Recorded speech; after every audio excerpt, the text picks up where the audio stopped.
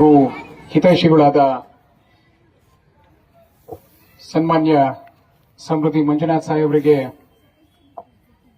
ಶುಭ ಮುಂಜಾನೆ, ಶುಭ ಮಧ್ಯಾಹ್ನ, ಶುಭ ಸಂಜೆಯನ್ನ ಕೋರ್ತಾ. ಯಾಕಂದ್ರೆ ನನಗೆ ಬೆಳಗ್ಗೆಯಿಂದಾನು ಎಲ್ಲಿದ್ದೀರಾ ಸರ್, ಬನ್ನಿ ಸರ್, ಬನ್ನಿ ಸರ್, ಒಟ್ಟಿಗೆ ಮಾಡೋಣ ಸರ್ ಅಂತ ನಾನು ಅವ್ರು ಹೇಳಿದ ಮಾತು. ಸರ್ ಸಿಗ್ನಲ್ ನೀವು ನಿಮ್ ದುಡ್ಡು ನೀವು ಮಾಡಿ ಸರ್ ಅಂತಂದ್ರೆ, ಇಲ್ಲ ನೀವು ಇರಲೇಬೇಕು, ನೀವು ಇದ್ರಷ್ಟೇ ನಾನು ಓಪನ್ ಮಾಡೋದು ಅಂತ ಪಣ ತೊಟ್ಟಿ ಅವರ ಸ್ನೇಹಮಯಿ ವಿಚಾರವನ್ನ ತಿಳಿಸಿಕೊಟ್ಟಂತಹ ಶಾಸಕರಿಗೆ ವಂದನೆಗಳನ್ನ ಅರ್ಪಿಸುತ್ತಾ, ಹಾಗೂ ವೇದಿಕೆ ಮೇಲೆ ಆಸೀನರಾಗಿರುವ ಇತರ ಎಲ್ಲ ಗಣ್ಯರಿಗೂ ನಮಿಸುತ್ತಾ, ನಾನು ಎಲ್ಲ ಪ್ರೋಗ್ರಾಮಲ್ಲೂ 3 ಪ್ರಶ್ನೆಯನ್ನ ಕೊನೆಗೆ ಕೇಳ್ತಾ ಇದ್ದೆ.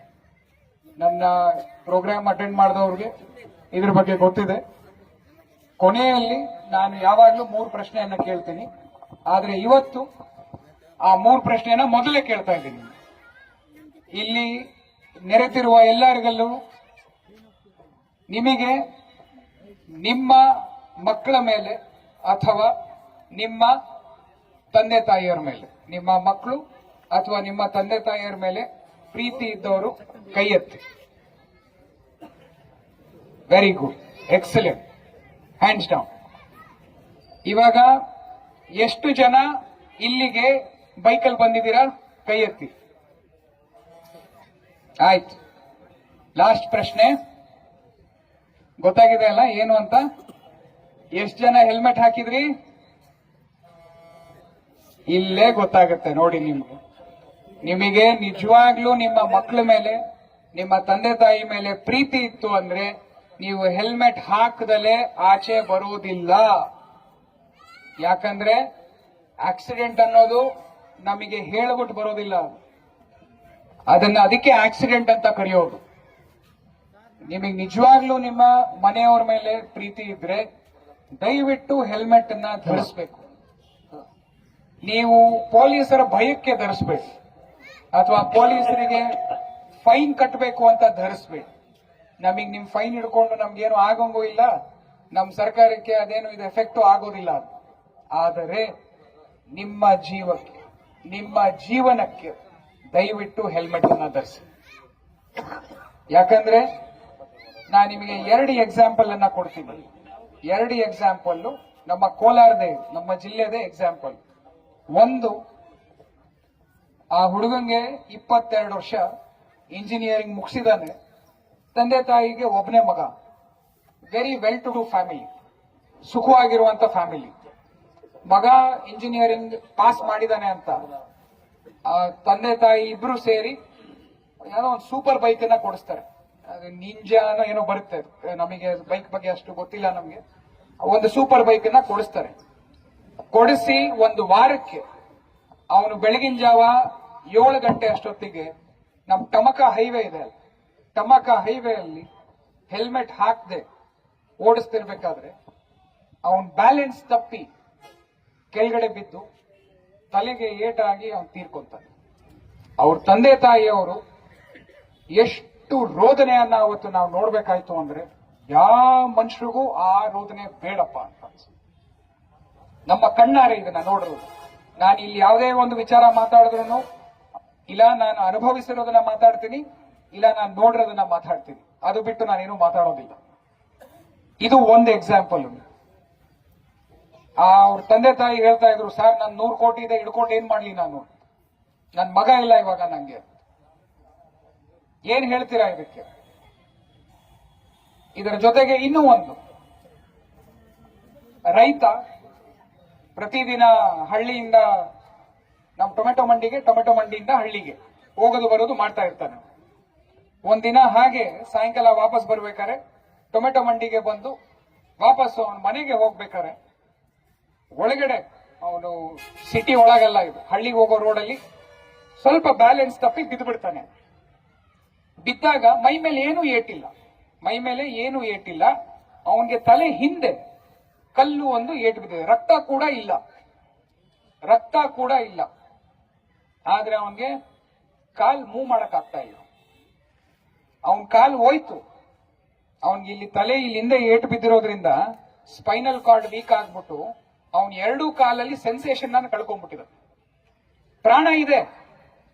ಪ್ರಾಣ ಇದೆ, ಮಾತಾಡ್ತಾನೆ, ಆದ್ರೆ ನಡೆಯೋದಕ್ಕಾಗೋದಿಲ್ಲ, ಕೆಲಸ ಮಾಡೋದಕ್ಕಾಗೋದಿಲ್ಲ. ಅವನಿಗೆ 2 ಮಕ್ಕಳು, ಒಬ್ಬರಿಗೆ 5 ವರ್ಷ, ಇನ್ನೊಬ್ಬರಿಗೆ 7 ವರ್ಷ.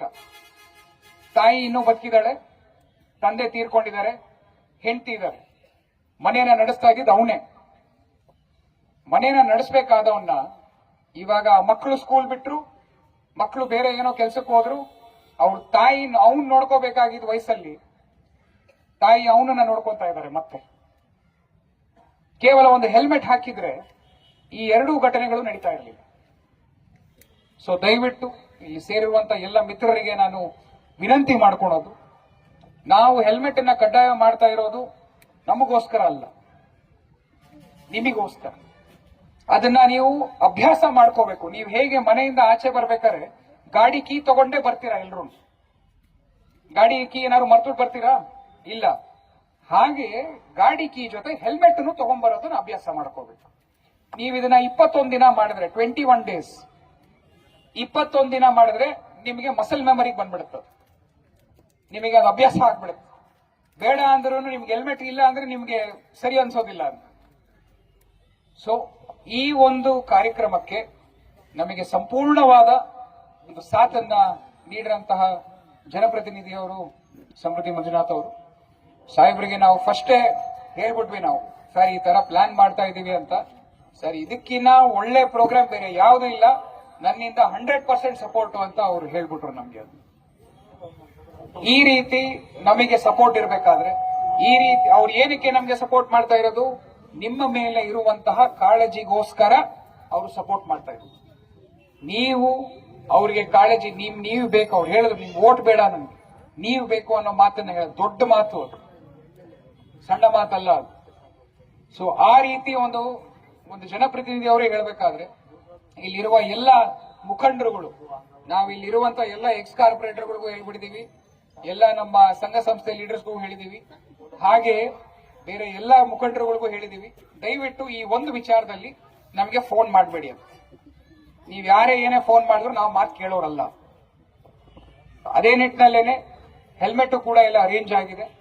ನಾವೇನಾದ್ರು ಫೈನ್ ಹಾಕ್ಬೇಕು ಅಂತ ಇದ್ರೆ ಫಸ್ಟ್ ಡೇ ಇಂದಾನೆ ನಾವು ಫೈನ್ ಹಾಕೊಂಡೇ ಹೋಗ್ತಾ ಇದ್ವಿ. ಆದ್ರೆ ನಾವು ಅದನ್ನ ಮಾಡಿಲ್ಲ. ನಾವು ಗಾಡಿನೆಲ್ಲ ತಂದು ನಿಲ್ಸಿ ನೀವು ಹೆಲ್ಮೆಟ್ ತಗೊಂಡ್ ಬನ್ನಿ, ಗಾಡಿ ಬಿಡಿಸ್ಕೊಂಡು ಹೋಗಿ ಅಂತ ಮಾಡಿ. ನಮ್ಗೆ ಏನಾದ್ರು ಫೈನ್ ಹಾಕ್ಬೇಕು ಅಂತ ಇದ್ರೆ ಇದನ್ನ ಮಾಡ್ತಾ ಇರ್ಲಿಲ್ಲ ನಾವು. ನಮಗೇನು ಪ್ರಾಣ ಉಳಿಬೇಕು, ನಾವು ಅದಕ್ಕೆ ಗಾಡಿ ಹಿಡಿದ ಮೇಲೆ ನೀವು ಹೆಲ್ಮೆಟ್ ತಗೊಂಡ್ ಬನ್ನಿ, ನೀವು ಹೆಲ್ಮೆಟ್ ತಗೊಂಡ್ ಬಂದು ನಿಮ್ ಗಾಡಿ ಬಿಡಿಸ್ಕೊಂಡು ಹೋಗಿ ಅಂತ ಮಾಡಿ. ಅದನ್ನೇ ಮನಸ್ಸಲ್ಲಿ ಇಟ್ಕೊಂಡು ಶಾಸಕರು ಇವಾಗ ನಿಮ್ಮೆಲ್ಲರಿಗೂ ಹೆಲ್ಮೆಟ್ ನ ವಿತರಣೆ ಮಾಡ್ತಾ ಇದ್ದಾರೆ. ಸೊ ಇದರ ಜೊತೆಗೆ ಶಾಸಕರು ಇನ್ನೂ ಒಂದು ವಿಚಾರ ಬಗ್ಗೆ ನಾವು ಒಂದು 2-3 ಸರ್ತಿ ಸಮಾಲೋಚನೆ ಮಾಡಿದ್ವಿ ಇದ್ರ ಬಗ್ಗೆ. ನಮ್ಮ ಮುಳಬಾಗಿಲು ತಾಲೂಕಲ್ಲಿ ಆಗ್ತಿರುವಂತಹ ಅಪ್ರಾಪ್ತ ಬಾಲಕಿಯರ ಏನು ಸ್ವಲ್ಪ ತೊಂದರೆಗಳಿದ್ದಾವೆ, ಅವರ ಆ ವಿಚಾರದಲ್ಲಿ ನಾವೊಂದು ಕಾರ್ಯಾಗಾರ ಮಾಡೋಣ ಅಂತ ನಾವೊಂದು 2 ಬಾರಿ ಚರ್ಚೆ ಮಾಡಿದ್ದೀವಿ. ಶಾಸಕರ ಟೈಮ್ ತಗೊಂಡು ಜಾನ್ವರಿ ಫಸ್ಟ್ ವೀಕ್ ಹಂಗೆ ಒಂದು ದೊಡ್ಡ ಮಟ್ಟದ ನಾವು ಪ್ರೋಗ್ರಾಮ್ ಮಾಡೋಣ ಅಂತ. ಎಸ್ಪೆಷಲಿ ನಮ್ಮ ಈ ಪೋಕ್ಸೋ ಕೇಸ್ ರಿಲೇಟೆಡ್ ಏನಿದೆ ಅದು ಎಲ್ಲರಿಗೂ ಒಂದು ಅವೇರ್ನೆಸ್ ಬರಲಿ, ಕೇವಲ ಮಕ್ಕಳಿಗಲ್ಲ ನಮ್ಮ ಪೋಷಕರಿಗೂ ಗೊತ್ತಾಗ್ಲಿ ಅಂತ ಈ ಒಂದು ಕಾರ್ಯಕ್ರಮವನ್ನ ಮಾಡ್ತಾ ಇದ್ದೀವಿ. ಅದನ್ನ ಮಾನ್ಯ ಶಾಸಕರ ಅಧ್ಯಕ್ಷತೆಯಲ್ಲೇನೆ ನಾವು ಇದನ್ನ ಪ್ಲಾನ್ ಮಾಡಿ ಎಲ್ಲರಿಗೂ ಬೆನಿಫಿಟ್ ಆಗಿ ಬರೋ ವರ್ಷದಲ್ಲಿ ನಮ್ಮ ಹೆಣ್ಮಕ್ಳು ಬೇರೆ ಹಾದಿಯನ್ನ ಹಿಡಿಲಿಲ್ಲದ ಹಾಗೆ ನಾವು ಏನ್ ಮಾಡ್ಬೋದು ಅನ್ನೋದ್ರ ಬಗ್ಗೆ ಒಂದು ದೀರ್ಘ ಚರ್ಚೆಯನ್ನ ನಾವು ಆ ಕಾರ್ಯಕ್ರಮದಲ್ಲಿ ಮಾಡೋಣ ಅಂತ ಶಾಸಕರು ಒಪ್ಪಿಗೆ ಕೊಟ್ಟಿದ್ದಾರೆ.